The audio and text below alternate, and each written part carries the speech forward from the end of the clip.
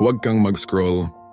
Sa sandaling ito, may mga pamilyang umiiyak at may mga pusong sugatan. Sa mga nangyayari ngayon sa Dubai at sa iba't ibang bahagi ng mundo na may tensyon at alitan. May mga balitang may isang buhay na nawala. Panginoon, lumalapit kami sa iyo ng may mabigat na puso. Hipuin mo ang bawat pamilyang nagdadalamhati. Yakapin mo ang mga natatakot. Patahimikin mo ang galit at palitan mo ito ng pag-unawa. Ikaw ang Diyos ng kapayapaan. Sa gitna ng sigawan, ikaw ang katahimikan. Sa gitna ng takot, ikaw ang aming kanlungan. Hinihiling namin ang proteksyon mo sa bawat inosenteng tao.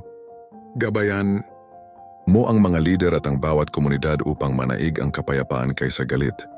Sa oras na ito, sama-sama kaming nananalangin. Maghari ang pag-ibig kaysa puot.